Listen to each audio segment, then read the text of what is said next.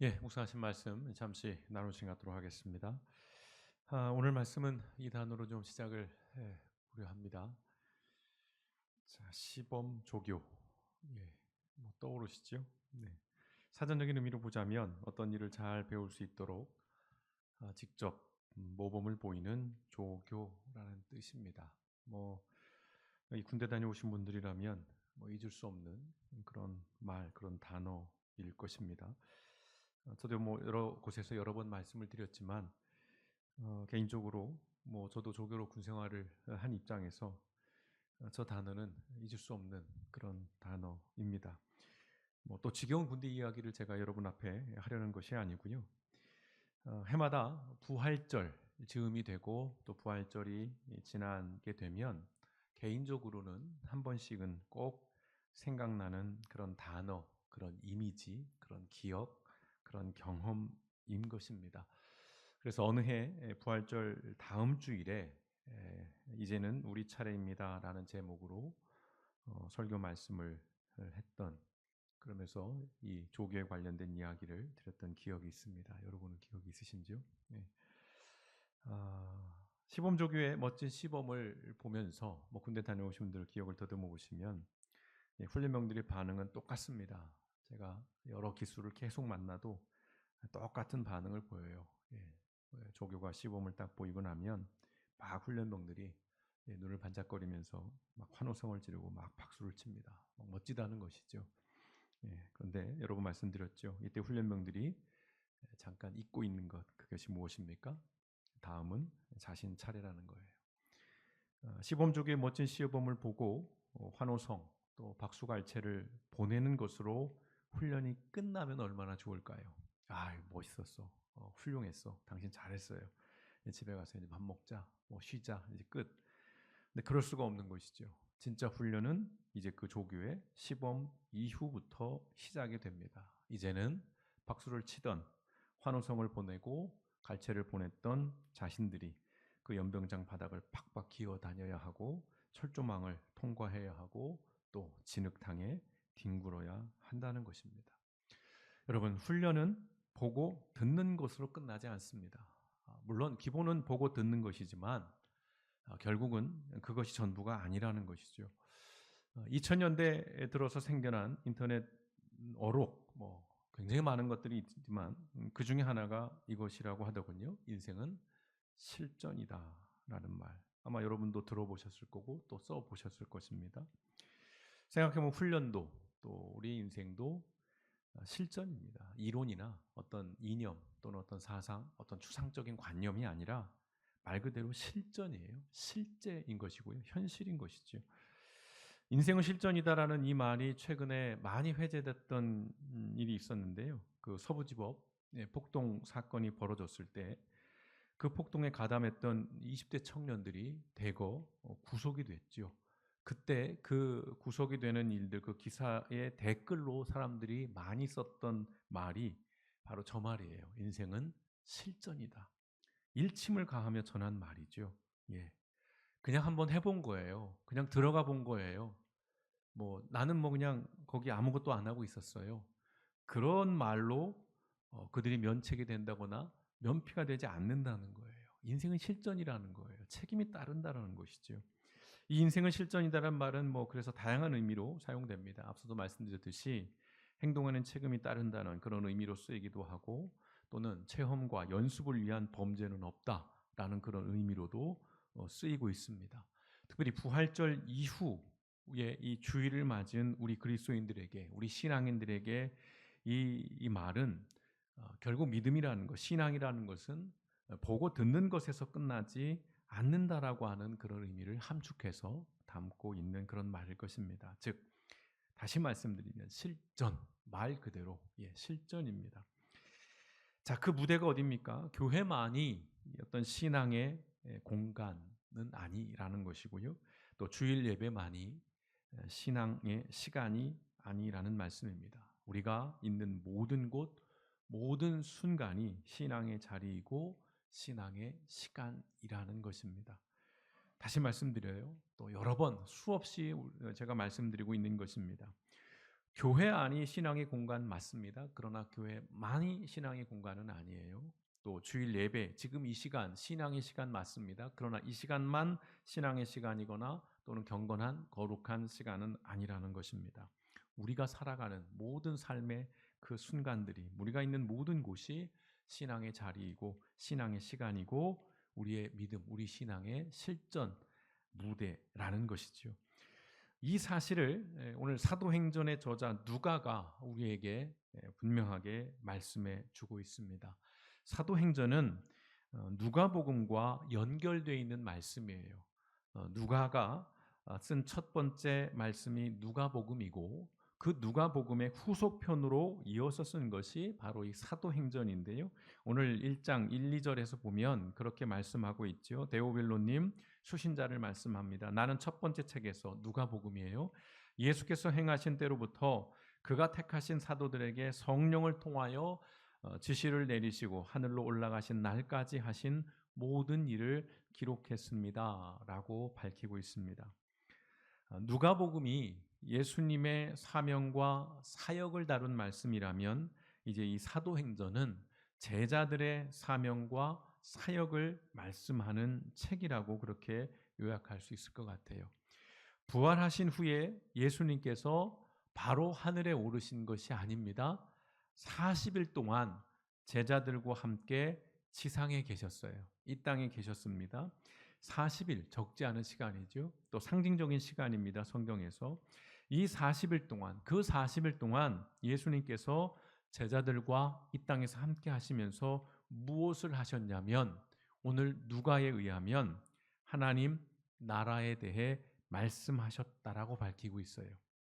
3절입니다. 예수께서 고난을 받으신 뒤에 자기가 살아계심을 여러 가지 증거로 드러내셨습니다. 그는 40일 동안 그들에게 여러 차례 나타나시고 하나님 나라에 관한 일들을 말씀하셨습니다. 라고 밝혀요. 매우 중요한 말씀입니다. 부활하신 예수님께서 40일을 여기에 머무르시면서 수없이 많은 말씀들을 하셨을 건데 그러한 많은 말씀들 중에서도 핵심 중의 핵심, 본질 중의 본질, 그 주제는 뭐였냐면 하나님의 나라라는 것이었어요. 예수님의 가르침 그리고 예수님의 그 이 땅에서의 그 모든 삶, 사역의 핵심이 딱 응축하자면 하나님의 나라라는 사실입니다. 생각해 보면 복음서 전체를 놓고 여러분 한번 보시면 예수님은 처음부터 끝까지 죽으시는 순간까지 그리고 죽으신 이후에 부활하신 이때까지도 예수님이 말씀하시자고 하는 것이 뭐냐면 하나님 나라예요. 교회와 그리스도인이 이 가르침을 사실은 잊었습니다. 그리고 무시한 채 살아왔어요. 적어도 한국 교회는 그렇습니다. 그래서 이것이 오늘날 우리 한국 교회의 위기의 본질이에요. 예수님이 무엇을 말씀하셨는지, 이 땅에 오셔서 무엇을 가르치셨는지에 대한 그 본질을 놓친 거예요. 뭡니까? 하나님 나라, 하나님의 나라. 이걸 가르치지 않는 것, 이걸 말하지 않는 것입니다. 이게 복음의 본질이라는 걸 얘기하지 않아요. 대신 무엇을 얘기합니까? 적어도 한국 교회에는 그거예요. 더러 말씀을 드렸습니다. 살아서는 어떻게 하면 내가 복을 받을까? 예수 믿고 교회 다니고 하나님 믿으면서 하나님 앞에 기도하면서 하나님 앞에 헌신하면서 그리고 어떻게 하면 내가 내 마음의 고요함, 평안을 위로를 위안을 얻을 수 있는가? 그리고 죽어서는 내가 어떻게 하면 천국에 갈 수 있는가? 그것도 많은 상급을 받고 천국에 갈 수 있는가? 사실은 이것에만 관심을 가졌고 이런 것들이 기독교 신앙의 복음의 본질로 핵심으로 그렇게 가르쳐 왔고 그렇게 믿어 왔고 그렇게 여겨 왔습니다. 성도 여러분은 어떻게 생각하시는지요? 어려서부터의 또는 여러분이 신앙 교회를 다니기 시작하면서 무수하게 들었던 말씀들을 한번 복기해 보시면 대개 이게 핵심이 되는 거예요. 복음이 뭐였냐? 예수 믿고 천국 가자라는 것. 또는 예수 믿고 복 받자는 얘기. 이게 우리의 신앙의 전부였던 거예요. 그러나 예수님의 말씀의 핵심은 하나님 나라에 있었어요. 그런데 그 하나님의 나라를 배제하고 이러한 이야기들로만 점철돼 있었기에 한국 기독교는 지금 극심한 기복주의로 흘러버렸어요. 다시 말씀드립니다. 복 받는 게 제가 나쁘다는 말씀이 아니에요. 복을 받지 말라는 말씀이 아닙니다. 그건 수단이요 도구일 뿐인데 그게 목적이 되어 버렸다는 거예요. 한국 기독교는. 그 결과 뭡니까? 무속과 하나도 다름없는 그런 종교로 전락해 버린 거예요. 기독교와 무속이 요즘 차별성이 없습니다. 똑같습니다. 오히려 기독교가 무속보다 좀 더 세련되게 무속의 가치를, 정신을 드러내고 구현해내고 있는 그런 상황까지 이르렀어요. 그 결과가 뭡니까?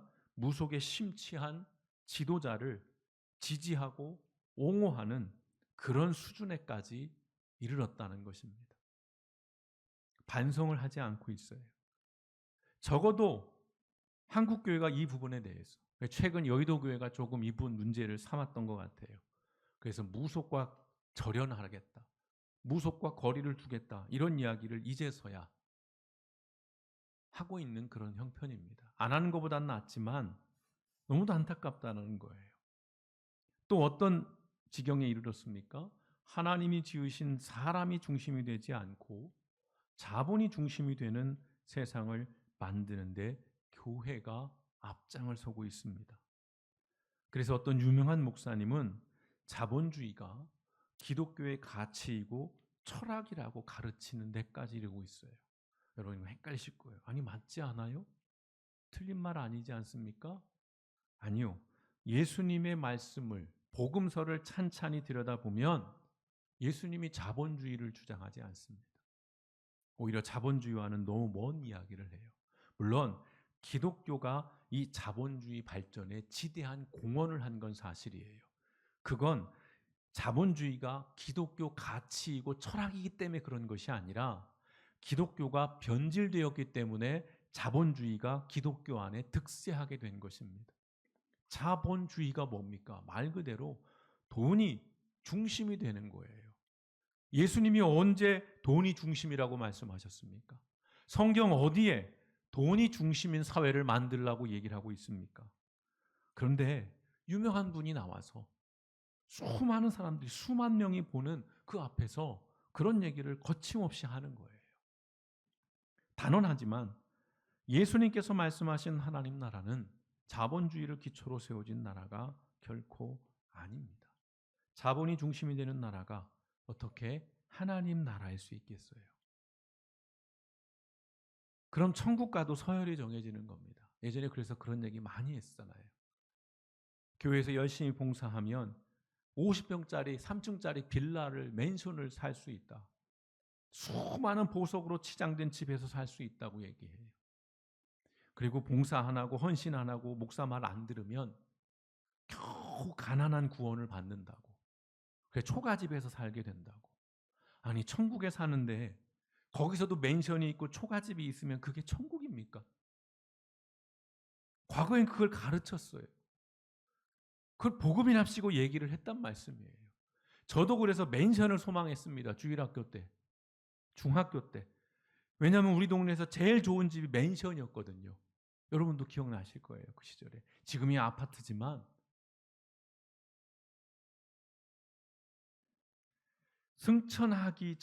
승천하시기 전에 예수님께서 제자들에게 말씀하신 게 있어요. 일단 예루살렘을 떠나지 마라. 오늘 본문에 나오지요. 그리고 뭐라고 말씀하십니까? 약속하신 성령님을 기다리라고 말씀을 하세요. 그렇게 말씀하신 것은요. 그 성령님을 통해서 너희가 방언이나 또는 방언 통역 같은 신령한 은사를 받거나 아니면 막 귀신을 쫓아내는 축기의 은사 또는 어떤 병을 고치는 그런 치유의 은사 같은 신묘한 능력을 행하거나 또는 앞니를 내다보는 막 예언을 하거나 또는 환상을 보는 그런 초자연적인 어떠한 재능, 그러한 능력을 주시겠다라는 것이 아니에요. 성령님을 기다리라고 한 이유는 그럼 무엇입니까? 단언컨대 딱 명확하게 떨어집니다. 증인이에요. 증인입니다. 예수님의 증인으로 살아가게 하신다는 것. 또 예수님의 증인으로 살아가라는 것입니다. 그러기 위해서 성령님을 보내주시겠다는 거예요.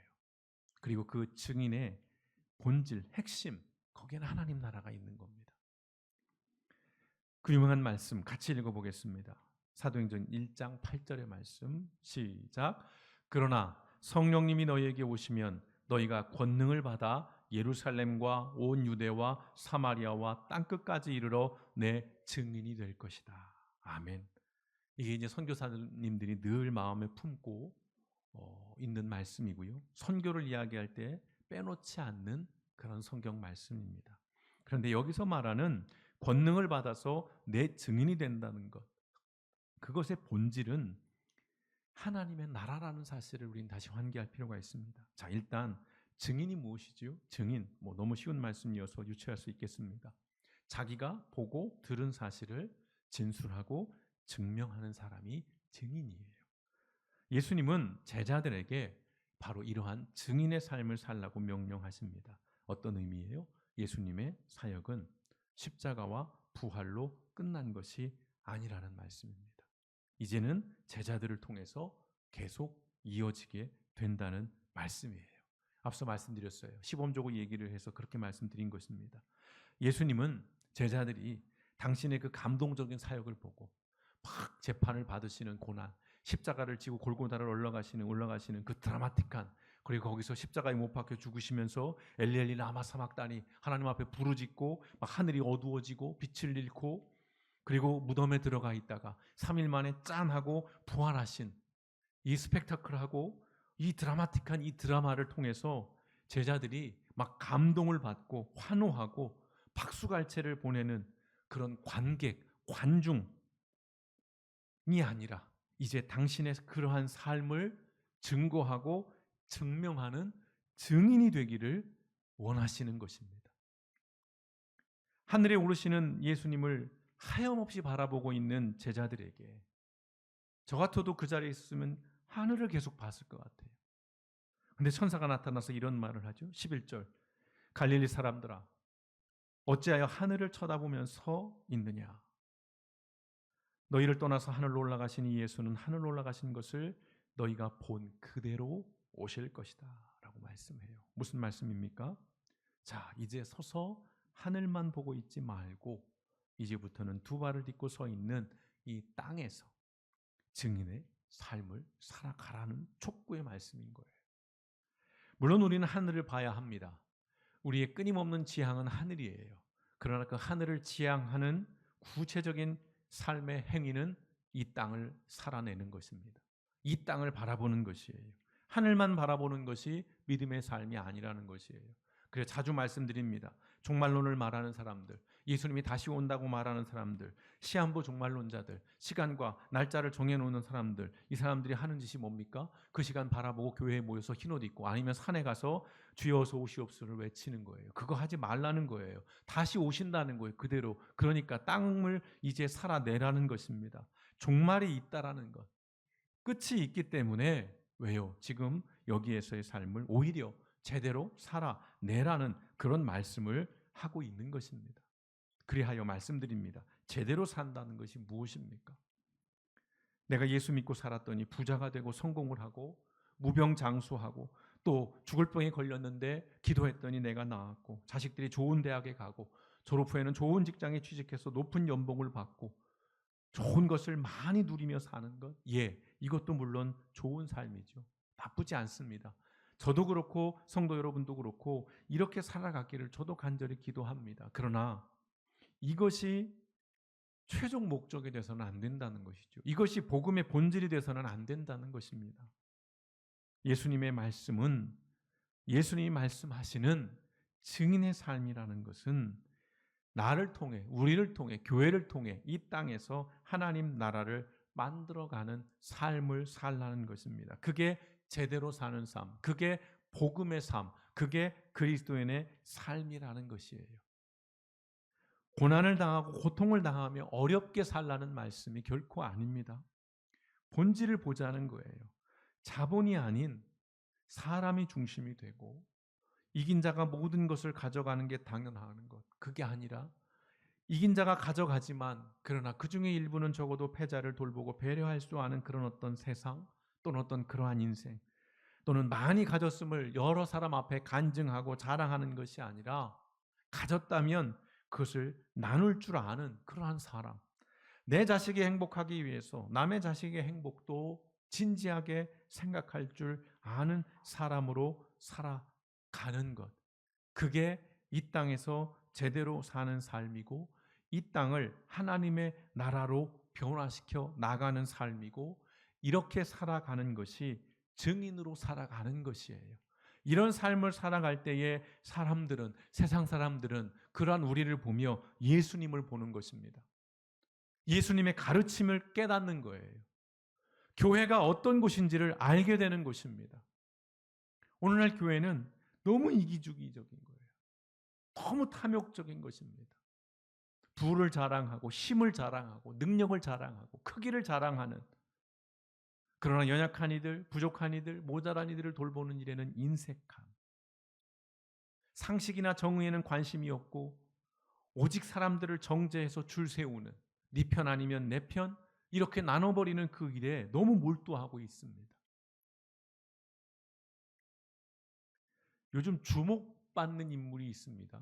여러 사람이 여러분 떠오르실 수 있겠습니다만 얼마 전에 퇴임한 이 문영배 헌법재판관, 예, 개인적인 호불호, 저는 그걸 생각하지는 않겠습니다.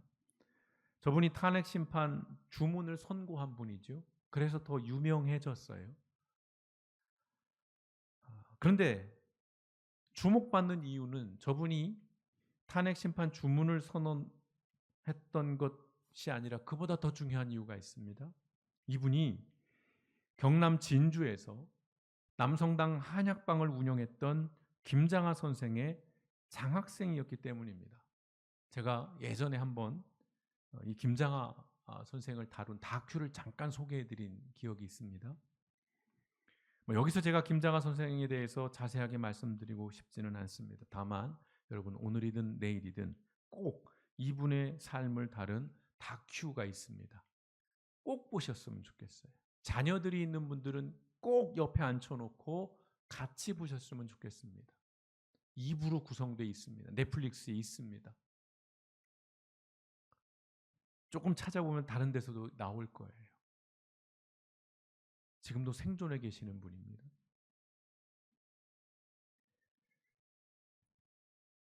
처음에 저 다큐를 보면서 너무 부끄러웠어요. 목사이자 그리스도인으로서, 아니 한 사람으로서 너무도 부끄러웠습니다. 그리고 어떤 경외감마저 들었어요. 저분의 어릴 적 친구, 그러니까 50년, 60년 지기 친구가 나와서 인터뷰를 하는데 그런 얘기를 해요. 장하는 신과 같대요. 신인 줄 알았다는 거예요. 신처럼 보인다는 거예요. 그럼 교회 사람들은 막 거부감부터 들 거예요. 무슨 사람을 숭배하냐 이런 얘기부터 할 거예요. 꼭 여러분 저 다큐를 보시기를 권해드립니다. 이 시간에는 제가 그 문영배 헌법재판관이 2019년에 열렸던 그 국회 인사청문회, 재판관으로서 이제 임명되기 전 청문회를 하는 자리에서 한 발언을 소개하고자 합니다. 여러분이 뉴스 기사를 통해서도 접해 보셨을 거예요. 그 문영배라는 분이 이런 얘기를 합니다. 인사청문회 자리에서. 김장하 선생은 제게 자유의 기초에 불을 쌓고 평등을 추구해 불합리한 차별을 없애며 박애로 공동체를 튼튼히 연결하는 것이 가능한 곳이 대한민국이라는 것을 몸소 깨우쳐 줬습니다. 제가 사법시험에 합격하고 인사하러 간 자리에서 선생은 내게 고마울 필요 없다. 나는 이 사회의 것을 너에게 주었으니 갚으려거든 내가 아닌 이 사회에 갚아라 라고 하셨고 그 말씀을 한시도 잊은 적이 없습니다. 라는 이야기예요. 2019년에는 이 이야기가 아무도 주목하지 않았어요. 그러나 지금 수많은 사람들이 또 유튜브에 들어가 보시면 굉장히 많은 콘텐츠가 존재하고 있습니다. 그리고 최근에 제가 이 김장하 선생의 삶을 기독교적 관점으로 풀어낸 영상을 봤어요. 오늘 이 문영배 재판관이 한 말이 매우 굉장히 중요한 얘기가 담겨 있어요. 자유의 기초에서 불을 쌓는 거예요. 불을 쌓는 걸 정죄하지 않습니다. 그럼에도 차별을 없애고 박애로 공동체를 튼튼히 연결하는 것. 뭡니까? 프랑스 혁명의 그 가치가 여기 다 들어가 있는 거예요. 그게 사실은 기독교 정신이거든요. 자유, 평등, 박애. 자본주의가 아니라 기독교의 정신을 굳이 따지자면 자유와 평등과 박애예요. 그걸 몸소 보여줬다는 거예요. 이게 위인전개에 나오는 이야기가 아니고 어떤 신화 속의 영웅이 아니라 지금도 살아있는 그저 평범한 한 사람이 살아낸 삶이에요. 그래서 이것을 기독교적 관점으로 풀어냅니다. 이 사람이 기독교인은 아닙니다. 근데 이 사람의 삶을 뜯어보니까 전부 기독교적인 가치를 담고 있더라는 거예요. 그런데요, 제가 그 영상을 보면서 저를 주목하게 한 것은 그 영상보다도 그 영상에 닦은 댓글이었어요. 그 댓글을 보면서 제가 정말 깊은 슬픔, 분노, 요즘 애들 젊은 말로 하면 빡침이 느껴졌어요. 그 댓글을 제가 몇 개만 소개해 드리겠습니다. 이렇게 댓글이 달려있어요. 그대로를 제가 적었습니다. 김장하 선생님께서 꼭 복음을 전해 들으시고 영생의 선물을 받으시기를 기도드립니다. 여러분 이거 어떻게 들리십니까? 또 이렇게 얘기합니다. 크리스찬인 것이 가장 중요한 겁니다. 예수님을 구주로 믿는 것이 하나님의 뜻대로 행하는 것이에요. 아무리 착한 일을 하더라도 크리스찬이 아니면 예수님 믿지 않으면 지옥 갑니다. 여러분 이 단어가 어떻게 이 문장이 어떻게 다가오세요? 아멘 할렐루야가 되시면 저하고 상담하셔야 돼요. 예, 여러분 회개기도 하셔야 됩니다. 40일 금식기도 하셔야 돼요. 그리고 마지막에 압권이었어요. 이분은 사회주의자셔요. 굉장히 교양 있게 얘기하는 거예요. 이분은 사회주의자셔요. 이게 다 기독교인이 쓴 글입니다. 근데요, 이분들이 한 말이 지금 한국 교회 대부분의 교회에서 지지할 만한 얘기를 하는 거예요. 복음을 전해 영생을 받으라는 거예요. 크리스찬이 중요하다는 거. 예수님 믿으라는 거예요. 아무리 착한 일을 해도 예수 믿지 않으면 지옥 간다는 거예요. 틀린 말은 아니에요. 그러나 적확하지 않습니다. 지금 이분의 삶에 대해서 이렇게 평가할 정도의 수준이라는 거예요. 한국 기독교가.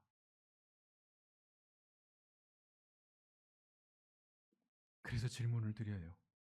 기독교가 뭘까요, 여러분? 기독교가요. 예수님을 믿는다는 것은 무엇입니까?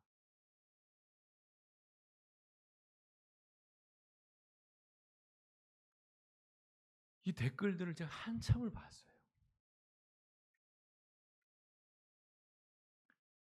이분들은 교회 안에서, 전통적인 교회 안에서는 하나도 틀린 말을 하지 않았어요. 그러나 예수님의 가르침으로 볼 때는 다 틀렸습니다. 본질을 놓쳤다는 거예요. 껍데기는 그럴듯해요. 예수 믿으셔야죠. 예, 행위 구원 우리 인정하지 않습니다. 이시층이 오직 믿음으로 의롭게 된다. 그게 행위를 무시하는 얘기가 아니에요. 아무렇게나 살면서 내가 입술로 예수 믿는다라고 고백하면 그게 구원받고, 내가 아무렇게 대충 살면서 교회 안에 와서 할렐루야 하고 하나님을 찾고 아멘 한다고 해서 그것이 내 신앙이 있고 내가 거룩하고 경건한 게 아니라는 거예요. 예수님이 수없이 그런 말씀을 하시잖아요. 삶을 보라는 것입니다. 열매를 보라는 거예요. 입술이 아니라 열매를 뭘 맺고 있는지. 사회주의자라니요. 그러면 예수님도 사회주의자인 거예요. 그래서 거기에 그런 댓글이 달립니다.